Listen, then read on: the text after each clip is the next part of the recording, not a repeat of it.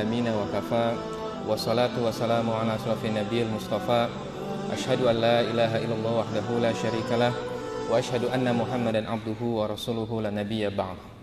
Qala Allah Ta'ala fil Qur'anil Karim, a'udzu billahi minasyaitonir rajim. Bismillahirrahmanirrahim. Alladzina ya'kuluna riba la yakumuna illa kama yakumul ladzi yatakhabbathu syaitanu minal mas. Dzalika bi annahum qalu innamal bai'u mithlu riba wa halallahu al-bai'a wa harrama riba. Shadaqallahul azim.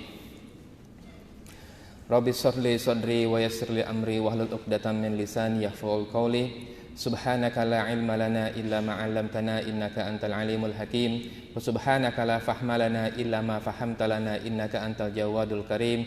Wa qur rabbi zidna ilman wa ba'd. Allahumma ighfir lana wa li walidina wa li ulama'ina wa masyayikhina. Allahumma ighfir lana khati'atina wa jahlana wa israfana fi amrina. Allahumma ighfir lana ma qaddamna wa ma akharna wa ma asrarna wa ma a'lanna wa ma anta a'lamu bihi minna. Antal muqaddimu antal muakhiru anta ala kulli syai'in qadir. Sallallahu alaihi sayyidina Muhammad wa ala alihi wasallam. Walhamdulillahi rabbil alamin. Alhamdulillah, puji dan syukur kita panjatkan kehadirat Allah Subhanahu wa taala yang telah memberikan kita banyak sekali kenikmatan, wabil khusus nikmat iman yang Allah Subhanahu wa taala masih titipkan pada hati kita, dan nikmat dalam menjalankan ibadah salat maghrib berjamaah di Masjid Ar-Rahman Tanjung Bunut ini. Salawat dan salam juga semoga Allah Subhanahu wa taala selalu curahkan kepada Nabi besar Muhammad sallallahu alaihi wasallam, kepada keluarga beliau, sahabat beliau, para tabi'in, tabi'in dan seluruh orang-orang saleh hingga akhir zaman kelak insyaallah. Wahaikum jami'an bi tahiyatil Islam, tahiyatan thayyibatan mubarakatan min indillah. Assalamualaikum warahmatullahi wabarakatuh. Melanjutkan yang sudah kita discuss pada pekan yang lalu, yaitu tentang riba, ya. Jadi pekan yang lalu insyaallah sudah membahas tentang apa itu definisi riba dan apa jenis-jenis riba yang ada pada muamalah kita saat ini, ya. Jadi definisi riba sudah kita discuss pekan yang lalu. Kemudian jenis-jenis riba, ada riba Al-Quran atau riba Al-Qard, ada juga riba Al-Fadl atau riba yang berdasarkan tijarah, berdasarkan bisnis, ya, perdagangan. Jadi ada dua jenis riba, ya. Kalau riba Al-Qard itu riba yang didasarkan pada pinjam meminjam, loan, ya. Meminjamkan uang dengan syarat, ya, ada conditionnya. Syaratnya adalah dikembalikan dengan ekstra, ya. Ekstranya mungkin 1% atau 2% atau 50%, ya. Tidak kisah berapa banyak percentage, selama ia ada kelebihan, itu semua adalah riba.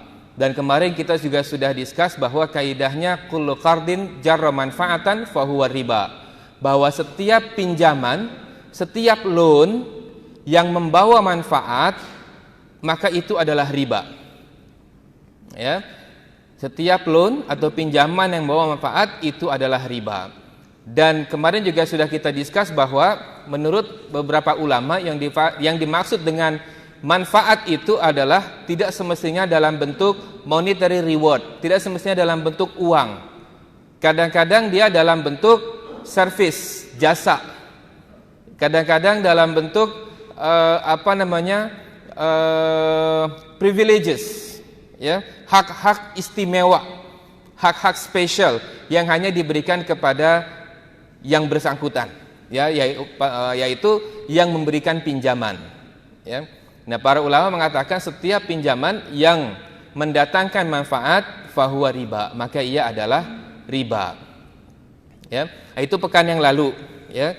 Yang sekarang pekan ini insyaallah kita akan discuss tentang siapa itu yang dikatakan alladzina ya'kuluna riba, mereka yang memakan riba. Ya, pekan lalu sudah kita discuss sedikit saja karena hari itu towards the end of the session, ya, hampir habis masanya ketika itu. Nah, sekarang akan kita discuss lagi, ya. Siapa itu yang disebut dengan alladzina ya'kuluna riba? Sebelum sampai ke sana, saya ingin bacakan sebuah hadis, ya. Rasulullah Muhammad SAW bersabda yang diriwayatkan oleh Imam Al-Bukhari, ya, la ya'tiyanna 'alan nasi zamanun, akan datang pada suatu masa, ya, akan datang suatu masa pada umat manusia, ya, la yubalil mar'u bima akhadhal mal, mereka tidak lagi peduli dengan cara mendapatkan harta, amin halalin amin haramin, apakah dengan cara yang halal atau dengan cara yang haram. Hadis riwayat Bukhari, ya. Akan datang suatu masa pada umat manusia nanti, ya, setelah masa Rasulullah SAW tentunya, ya, di mana mereka sudah tidak lagi peduli apakah harta yang ia dapatkan itu berdasarkan cara yang halal atau cara yang haram. Yang penting keinginannya terpenuhi. Yang penting adalah apa yang ia mau, apa yang ia nak, dia dapat. Itu yang paling penting di pertimbangannya. Tidak ada lagi apakah ini halal, apakah ini haram, ya. Maka dalam hal ini, ya, alladzina ya'kuluna riba, semua ulama sepakat bahwa, ya, yang namanya riba ya haram karena sudah dalam Al-Qur'an. Mereka yang mengatakan riba tidak haram, maka ia bertentangan dengan Al-Qur'an, ya. Kalau yang bertentangan dengan Al-Qur'an, hukumnya kita semua sudah faham, ya. Sekarang siapa itu yang disebut dengan alladzina ya'kuluna riba? Mereka yang memakan riba, ya. Dalam sebuah hadis Rasulullah SAW, ya, bersabda, la'ana Rasulullah sallallahu alaihi wasallam akilar riba wa mukilahu wa katibahu wa syahidaihi. Rasulullah sallallahu alaihi wasallam melaknat mereka yang memakan riba, akilar riba, wa mukilahu, yang feeding, yang membayar riba, yang memberikan riba, ya. Wa katibahu, dan orang-orang yang mencatat transaksi riba, wa syahidaihi, dan orang-orang yang menjadi saksi transaksi ini, termasuk diantaranya mungkin garantor, ya, karena dia mengetahui transaksi ini. Kalau tidak, mana mungkin dia mau jadi garantor, ya, kalau sebuah transaksi riba.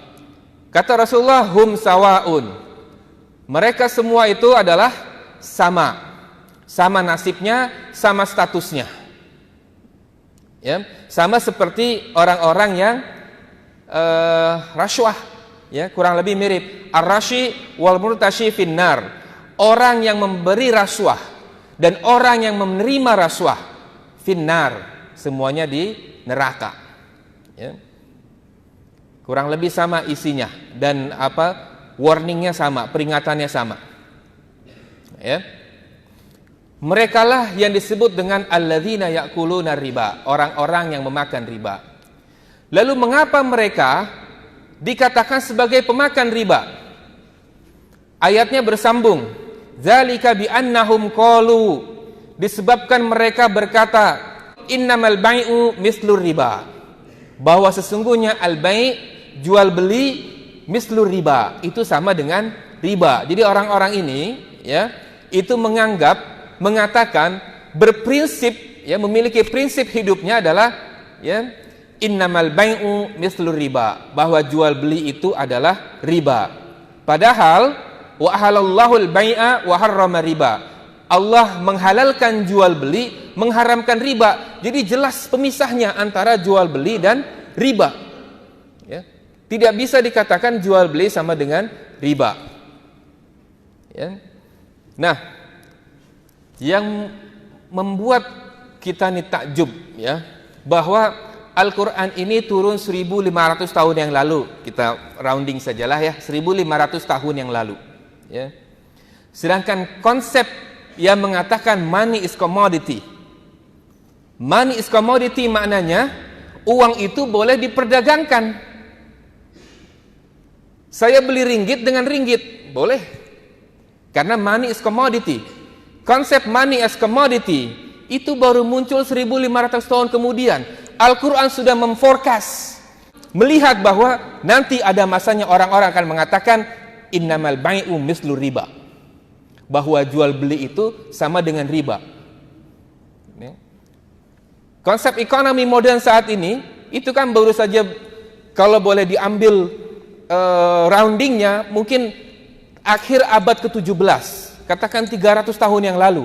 Al-Quran sudah 1500 tahun yang lalu, jadi 1200 tahun lebih awal mengatakan bahwa nanti ada masanya orang-orang mengatakan innamal bai'u mislu riba, bahwa jual beli itu sama dengan riba. Ini yang menjadi konsep sekarang, money as commodity. Nanti dia akan dipadankan dengan time value of money, konsep yang paling famous dalam finance, banking, finance, economic. Time value of money, bahwa uang hari ini itu jauh lebih berharga daripada uang di masa depan dengan jumlah yang sama. Oleh sebab itu, kalau saya pinjamkan uang ini, maka ia harus kembali dengan retaining the purchasing power. 10 tahun yang lalu, 1 ringgit nasi katok mungkin isinya lebih banyak daripada nasi katok 1 ringgit sekarang, ya. Maka dia mengatakan 10 tahun yang lalu kalau pinjam 1 ringgit, maka sekarang dibayar itu mestinya 10 ringgit. Karena dia akan memaintain, ya, memelihara purchasing power dari money itu, ya, kekuatan membeli dari money itu. Time value of money. Oleh sebab itu, kalau saya pinjamkan 10 ringgit hari ini, dikembalikan tahun depan, maka supaya 10 ringgit tahun depan itu memiliki kekuatan beli yang sama, daya beli yang sama dengan hari ini, jumlahnya bukan 10 ringgit lagi, tetapi minimal 12 ringgit. Karena 10 ringgit hari ini bisa membeli sesuatu yang 12 ringgit tahun depan. Time value of money. Ini yang memberikan legitimize, pengesahan bahwa sesungguhnya uang itu bisa bersifat sebagai komoditi, sesuatu yang diperdagangkan, sesuatu yang bisa dijual beli. Innamal bai'u mislu riba. Jadi mengapa mereka disebut pemakan riba? Zalika bi annahum qalu innamal bai'u mislu riba, bahwa sesungguhnya jual beli itu sama saja dengan riba. Yang kamu lakukan jual beli itu sama dengan yang saya lakukan, ya. Perbedaannya adalah yang kamu jual belikan adalah real commodity, beras, kurma, kemudian air minum, ya, tapi yang kami perdagangkan uang. Sama kan? Jadi ini yang kemudian disebut mengapa, ya, mereka disebut sebagai pemakan riba, ya. Masih pada ayat yang sama, ya. Apa yang akan terjadi pada orang-orang yang memakan riba? Apa yang akan terjadi pada mereka? Ya. Alladzina yakuluna riba la yakumuna illa kama yakumul ladzi yatakhabbathu syaitanu minal mas. Orang-orang yang makan riba itu tidak dapat berdiri melainkan seperti berdirinya orang-orang yang kemasukan setan karena penyakit gila. Ya, dalam Al-Qur'an masih ayat yang sama. Ibnu Katsir dalam tafsir Al-Qur'an Al-Azim mengatakan maksudnya adalah mereka nanti akan dibangkitkan, nanti di padang mahsyar mereka akan dibangkitkan dalam kondisi seperti orang kesetanan, ya. Nanti pun kalau kita tengok, kamu kan di dunia sehat, ya, pikiran sehat, semua sehat, kenapa dibangkitkan dalam keadaan orang seperti orang gila, kesetanan? Ternyata nanti akan kelihatan tuh, ya. Nanti nggak perlulah seseorang itu bertanya-tanya, kamu di dunia melakukan apa? Kok bisa seperti ini? Tidak perlu, karena sudah kelihatan dalam Al-Quran. Mereka nanti yang dibangkitkan dalam keadaan jalan seperti orang kesetanan, ya. Orang gila yang kemasukan setan, pasti di dunianya, confirm, ya, mi'ah bil mi'ah, 100%, 100%, dulunya adalah makan riba. Nanti bangun dalam keadaan seperti itu, ya. Itu yang pertama, ya. Kemudian pada ayat 278 Quran surat Al-Baqarah masih sama, ya. Ya ayyuhalladzina amanu taqullaha wa dzaru ma baqiya minar riba in kuntum mu'minin. Peringatan dari Allah, ya. Peringatan dari Allah, ya. Wahai orang-orang yang beriman, bertakwalah kepada Allah dan tinggalkan, ya, baqi minar riba, sisa-sisa riba. Kalau yang sudah berlalu sudah tak apa, ya. Yang sekarang nih, yang sudah sedar nih, ya, tinggalkan. In kuntum mu'minin, kalau kamu betul-betul orang yang beriman. Ya. Fa illam taf'alu, tapi ingat, ya, kalau kamu tidak melakukan itu, maksudnya tidak meninggalkan itu, biharbi minallahi wa rasulih. Allah dan Rasulnya mengumumkan perang kepada kamu. Ya. Ya. Saya ingat pekan lalu saya ambil contoh, katakan kalau US, ya, US buat declaration, mulai hari ini kita akan perang dengan negara E misalnya. Orang yang ada dalam negara E itu mestinya kalang kabut. Ya, mesti panik, ya, luar biasa. Karena apa? Karena US announcing dia akan memerangi negara itu. Ya. Sekarang ini yang announcing untuk perang itu bukan US atau bukan yang negara-negara superpower today, bukan. Tetapi yang menciptakan negara-negara superpower ini. Itu yang mengumumkan perang kepada para pemakan riba. Ya. Jadi apa yang akan terjadi? Yang kedua adalah, yang pertama tadi kata Ibnu Katsir, dia akan dibangkitkan dalam kondisi seperti orang kesetanan. Tapi di dunianya mereka akan diperangi oleh Allah dan Rasulnya. Kalau kita ingat dalam sirah Nabawiyah, Rasulullah tidak memerangi kecuali orang kafir, orang murtad. Dua ini saja. Adakah orang munafik diperangi oleh Rasulullah? Tidak. Maka kalau orang yang makan riba diperangi oleh Rasulullah, statusnya antara ini dua. Ya, mungkin dia masih sholat, tetapi statusnya sudah antara ini dua. Either kafir or murtad. Hanya ini saja yang diperangi oleh Rasulullah. Tidak ada lagi. Mungkin boleh dibuka, ya, sirah Nabawiyah. Adakah orang munafik itu diperangi Rasulullah? Tidak ada. Rasulullah hanya tidak menyolatkan orang munafik, ya, tapi tidak memerangi. Yang diperangi itu cuma orang kafir dan orang murtad. Maka kalau ayat ini mengatakan Rasulullah, Allah dan Rasulnya memerangi orang-orang yang makan riba, ya, maka mungkin zahirnya dia masih salat, mungkin zahirnya dia masih salawat, tetapi intinya, ya, intinya itu sudah statusnya seperti ini. Ya. Ya. Pada Quran, tapi nanti ada pertanyaan macam ini misalnya,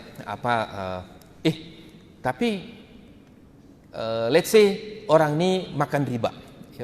Sudah terlihat lah, very obvious, ya, sangat jelas sekali dia ini ada makan riba. Ya. Tapi kok hidupnya enak? Ya. Semua yang diinginkannya dia dapat. Ya.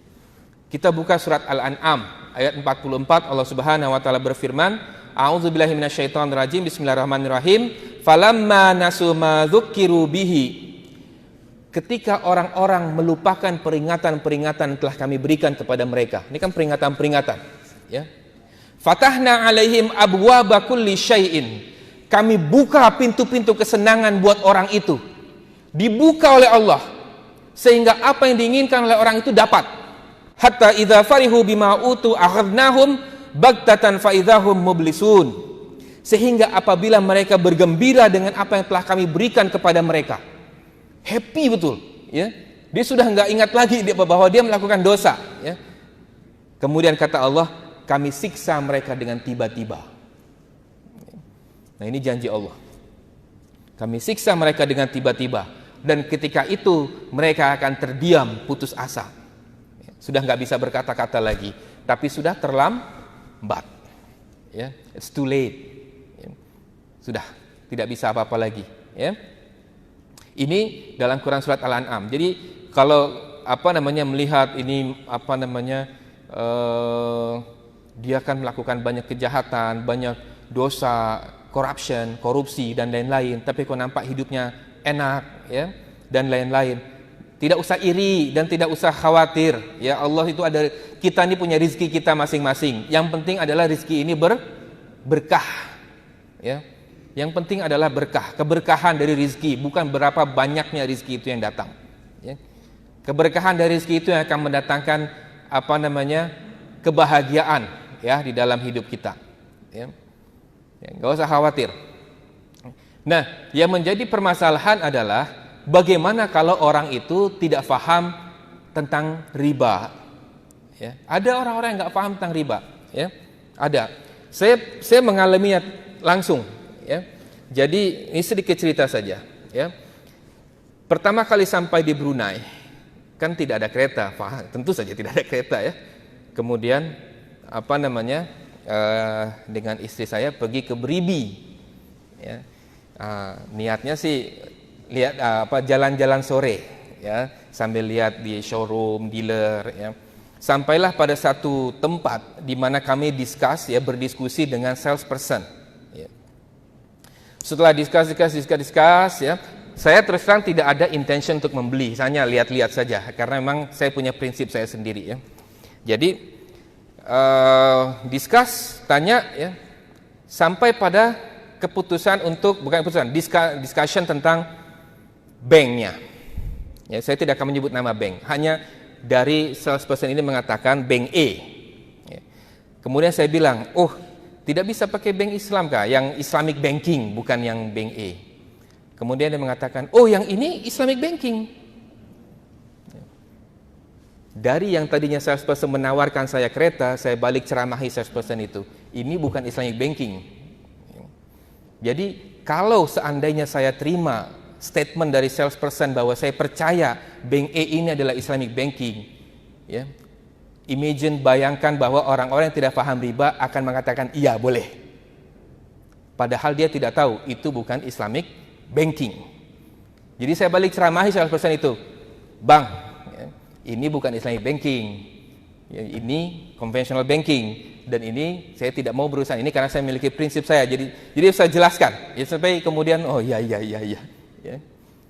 Bayangkan kalau orang yang tidak paham, ya, kemudian ditawarkan ini, dibilang oleh salesperson itu adalah ini Islamic banking. Kemudian saya ambil, padahal itu bukan Islamic banking. Ya. Jadi knowledge tentang ini pun sangat diperlukan juga, ya, terkait dengan riba ini. Ya, saya khawatir malah seandainya nanti, ya, mungkin perlu juga, ya, salesperson itu sekedar diajarkan saja, pilihan tetap jatuh pada mereka. Kita tidak bisa memaksakan kamu harus ke sini, kamu harus ke sini. Itu bukan urusan kita nih sebagai manusia, itu urusan Allah nanti yang memberikan hidayah. Tapi untuk belajar, ya, itu perlu, ya, mengetahui yang ini Islamic, yang ini bukan Islamic, ya. Yang ini Islamic contracts, yang ini bukan Islamic contracts, itu harus jelas, ya, dan salesperson harus tahu, ya.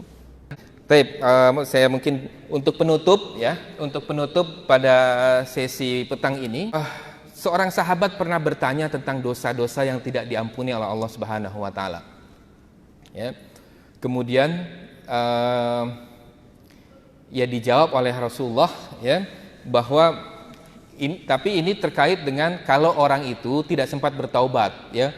Allah Ar-Rahman Ar-Rahim, selama nafas itu belum sampai meninggalkan tubuh, ya, insya Allah kalau taubatnya taubatan nasuha masih diterima. Tapi kita asumsikan bahwa dia belum sempat bertaubat, ya. Apa yang terjadi? Ada 7 dosa besar yang tidak akan diampuni oleh Allah Subhanahu wa taala. Ya. Yang pertama adalah asyirku billah, syirik kepada Allah. Ini confirm.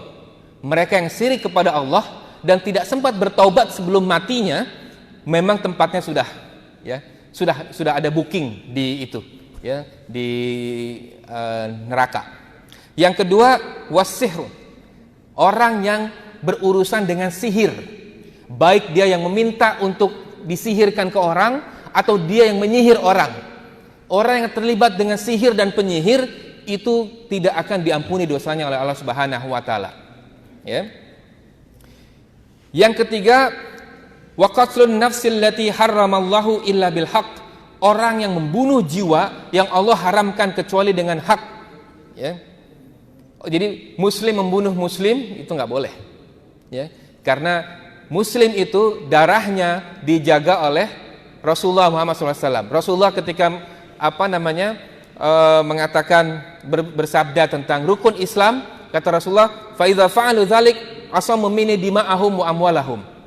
Seseorang yang sudah mengungkapkan 5 rukun Islam itu terjaga, terpelihara dima'ahum, darahnya, wa amwalahum, hartanya, oleh Rasulullah. Jadi barang siapa yang menghina, mencuri, Membunuh orang muslim sama seperti menghina, mencuri, membunuh Rasulullah Muhammad SAW. Ya. Kemudian yang keempat, wa aklu riba. Wa aklu riba, orang yang makan riba. Ya. Yang kelima, wa aklu malil yatim, memakan harta anak yatim.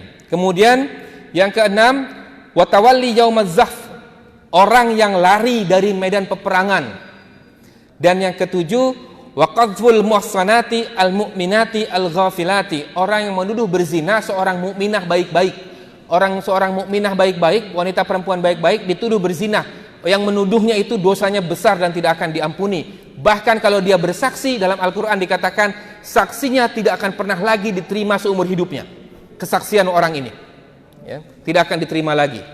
Ya. Nah, sekarang terkait dengan riba. Ya. Kalau kita lihat ayat Al-Quran yang turun terakhir itu ayat apa? Ada 7 riwayat, kurang lebih 7 atau 8 riwayat yang mengatakan ini adalah ayat-ayat terakhir yang diturunkan. Ayat terakhir yang diturunkan dalam Al-Quran. Salah satunya adalah ayat tentang riba. Berdasarkan hadis dari Anas bin Malik. Ayat Al-Quran yang turun terakhir adalah ayat tentang riba. Ya ayyuhalladzina amanu taqullaha wa zaru ma baqiya minar riba in kuntum mu'minin. Hai orang-orang yang beriman, bertakwalah engkau dan tinggalkan sisa riba jika engkau betul-betul orang yang beriman. Ya. Kemudian kalau kita lihat lagi haji wada. Ya. Haji wada ini kan haji perpisahan. Ya. Orang kalau sudah tahu akan berpisah dengan orang-orang yang dicintainya, biasanya yang disampaikan itu sesuatu yang sia-sia atau sesuatu yang betul-betul penting. Ya. Saya sudah tahu bahwa saya akan meninggal besok. Kemudian saya bercakap kepada istri saya tinggalkan wasiat. Kira-kira wasiat itu sesuatu yang bermanfaat atau yang sia-sia? Pastinya bermanfaat. Ya. Luqman ketika akan menuju wafatnya yang ditanya adalah, ma ta'buduna min ba'di. Setelah aku mati, apa yang akan kalian sembah kepada anak-anaknya? Hal yang paling penting bagi Luqman adalah masalah akidah. Ya.